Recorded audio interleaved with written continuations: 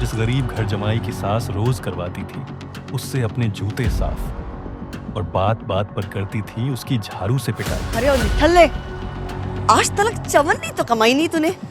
मेरे बेटी के फेंके हुए टुकड़ों पे पल रहा है तू। कैसे उसके एक फोन कॉल के बाद उसकी बीवी की कंपनी को नीलाम होने से रोका देश के मंत्रियों ने। आहूजा कॉर्पोरेशन के जितने भी शेयर्स हैं सब खरीद लीजिए। AK प्राइवेट लिमिटेड के अकाउंट से सिंह इंडस्ट्रीज के अकाउंट में अभी के अभी 500 करोड़ रुपए ट्रांसफर कीजिए। आखिर क्या हुआ 24 घंटों में कि सड़क छाप लड़का निकला पूरे शहर का मालिक? अभिनव का चौंका देने वाला सच। टाइगर, इस कमीने का चेहरा मत भूलना।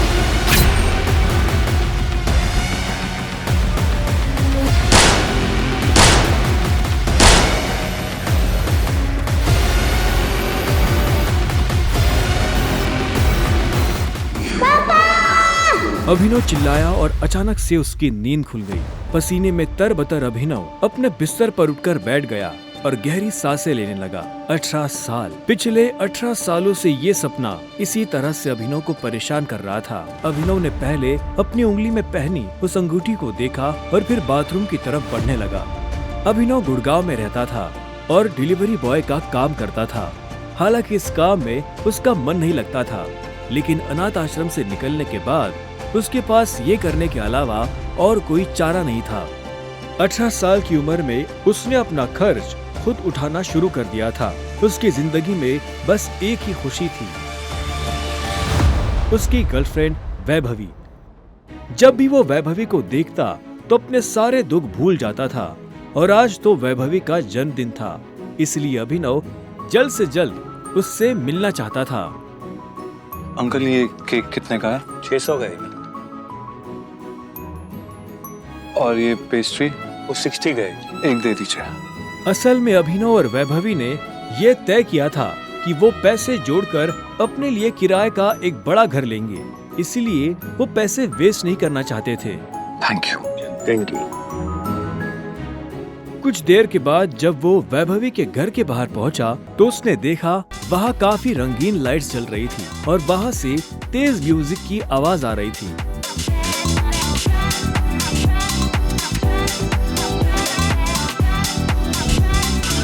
वैभवी, ये सब क्या है? ये कौन है वैभवी? देख नहीं रही है, डिलीवरी बॉय है। पर हम तो केक मंगवा चुके थे ना, फिर तूने ये पेस्ट्री क्यों मंगवाई? ओह, याद आया, ये तो वही डिलीवरी बॉय है ना जिसको तू डेट कर रही थी।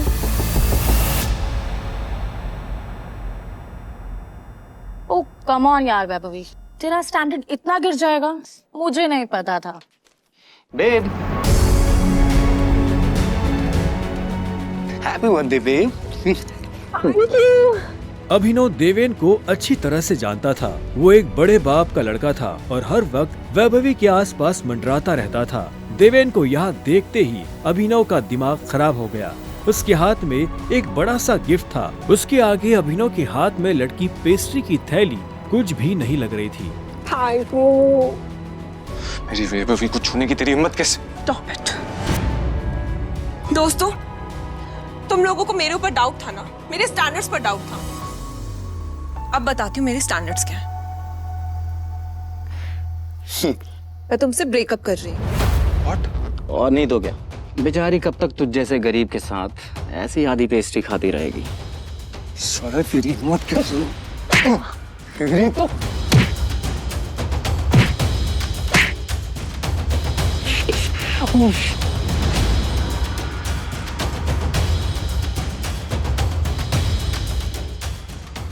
ये तुमने ठीक नहीं किया वैभवी। और अभिनव वहाँ से निकल गया। वो उन दोनों की शक्ल अब और नहीं देखना चाहता था। उसकी आंखों में आंसू थे और उसका दिल बुरी तरह टूट चुका था। हर घूंट के साथ उसकी आंखों के सामने वो दृश्य आ रहा था जिसमें देवेन वैभवी के गालों को चूम रहा था। ये तुमने अच्छा नहीं किया वैभवी, तुमने बिल्कुल अच्छा नहीं किया। बहुत गलत किया तुमने मेरे साथ, बहुत गलत किया। अभिनव धोखे के नशे में डूबकर बेहोश हो चुका था, लेकिन उसके लिए ये रात यहाँ खत्म नहीं होने वाली थी।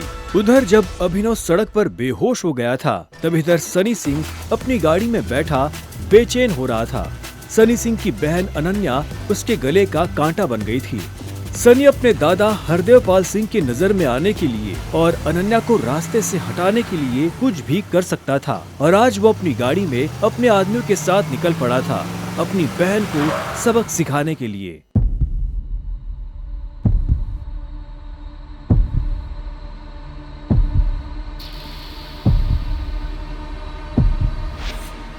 जल्दी करो, गाड़ी में डालो इसे। सुबह होने से पहले अगर हमने इसको अनन्या के कमरे में नहीं डाला तो ऐसा मौका दोबारा नहीं मिलेगा। Quick quick.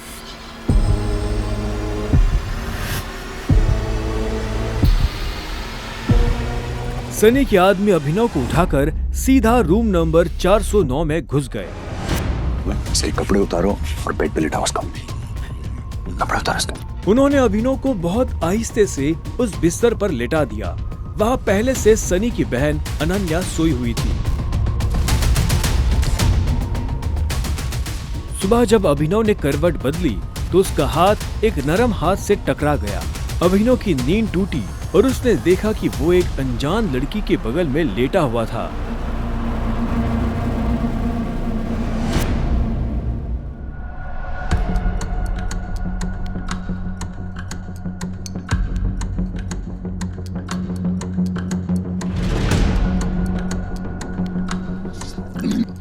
कौन हो तुम? तुम मेरे कमरे में क्या कर रहे हो? तुमने मेरे साथ क्या किया? अबे वो मेरे साल में। छी छी छी छी छी छी छी। शेम ऑन यू बहना। मुझे तो तुम्हारे कैरेक्टर पर हमेशा से डाउट था। इतनी बार मैंने दादाजी को समझाया, बोला, पर हर बार बोले मेरी अनन्या ऐसा नहीं कर सकती। लो, कर दिया तुम्हारी अनन्या ने ऐसा।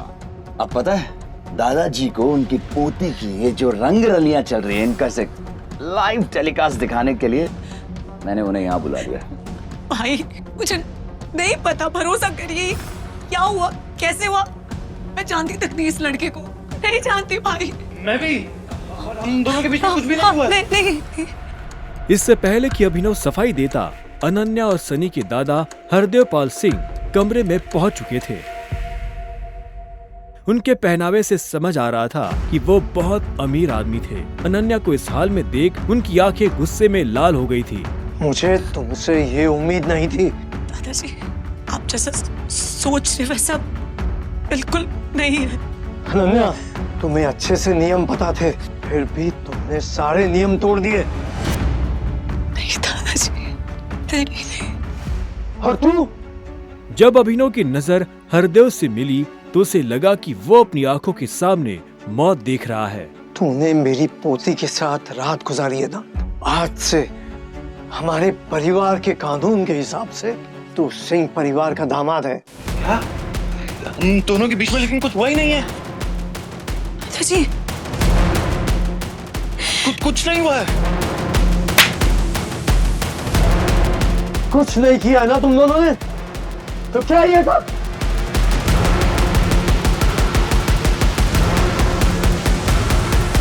इससे पहले कि अभिनव कुछ समझे, हरदेव के आदमियों ने उसे मारना शुरू कर दिया था। अभिनव हरदेव की उम्र का लिहाज कर रहा था, इसलिए उसने अपने आप को रोक लिया था। अनन्या, इसे हॉस्पिटल भेज देना ताकि शाम को अकरम की पार्टी में आने के लिए ठीक ठाक से तैयार हो जाए। और याद रखना, मुझे शाम को अकरम की पार्टी में ये तुम्हारे साथ जरूर नजर आना चाहिए।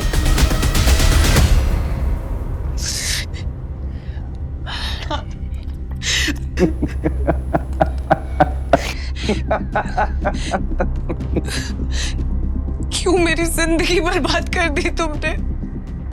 क्यों? अभिनव के पास इस सवाल का कोई जवाब नहीं था।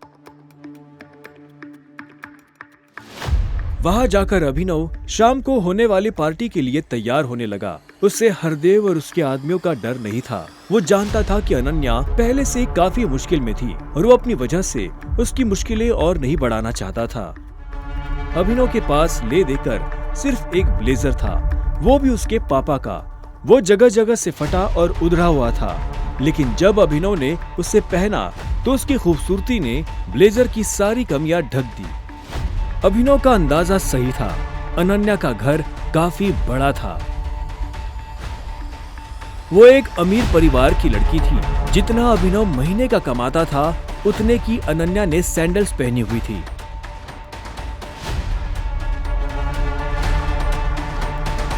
अनन्या की आंखों में दिख रहा था कि वो अभिनव से कितनी नफरत करती थी। अभिनव भी पार्टी में इतने बड़े लोगों के बीच जाने से घबरा रहा था। उसी घबराहट में उसने कब अपने पापा की अंगूठी को उंगली में गोल गोल घुमाना शुरू कर दिया, उसे पता ही नहीं चला।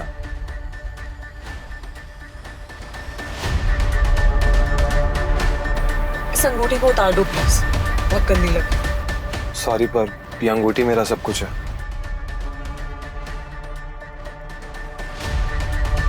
अकरम का घर किले जैसा था, जिसके चारों तरफ बाउंसर्स बंदूकें लिए खड़े थे।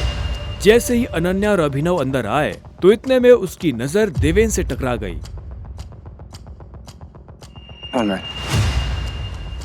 तुम यहाँ क्या कर रहा है साले? कैसे माय हस्बैंड? अनन्या पागल हो गई हो तुम? इस सड़क छाप में ऐसा क्या देख लिया किससे शादी कर ली? जुबान संभाल के बात कर। नहीं तो क्या कर लेगा तू? बोलना, क्या कर लेगा? देवेन भी तैश में आ गया। अभिनव उसके ऊपर हाथ उठाने ही वाला था कि इतने में उन दोनों का झगड़ा देख पार्टी का ऑर्गेनाइजर अकरम वहां पहुंच चुका था। क्या हो रहा है यहाँ?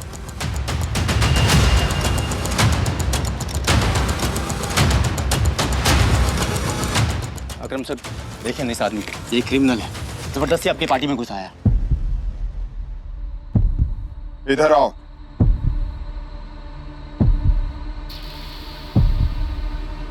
कौन हो तुम और यहाँ कैसे आए? एक्चुअली ये मेरे पति है। अकरम को अनन्या की बात पर विश्वास नहीं हुआ। तुम इस पार्टी में इनवाइटेड नहीं हो। इससे पहले कि मैं पुलिस को बुलाऊं, चले जाओ यहाँ से।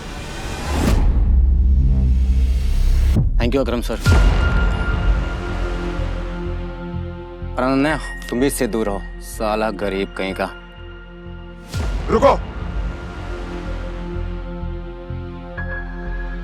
अकरम भागते हुए अभिनव के पास गया और उसकी अंगूठी को देखने लगा। मुझे तुमसे कुछ जरूरी बात करनी है, अकेले में। अच्छा चलो। अकरम ने कहा और अभिनव का हाथ पकड़कर उसे अपने साथ अंदर ले जाने लगा। अनन्या, देवेन, सनी और पार्टी में मौजूद बाकी लोग ये देख हैरान हो गए थे। कुछ देर बाद जब वो अकरम के कमरे में पहुंच गए तो अकरम ने दरवाजा बंद किया और अभिनव के पास आकर बोला, मैं तुम्हारी ये अंगूठी देखना चाहता हूँ। क्यों? डरो मत, मैं ऐसे मांगने वाला नहीं हूँ, बस मुझे इसमें कुछ देखना है, प्लीज।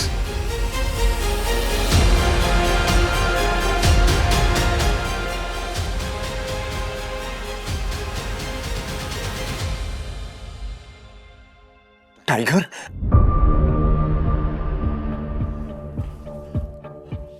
टाइगर? अभिनव ने अकरम के मुंह से ये शब्द सुना तो वो हैरान हो गया। उसे अचानक से अपने पिता के वो आखिरी शब्द याद आ गए जो उन्होंने अभिनव से विदा लेते हुए कह दिए थे।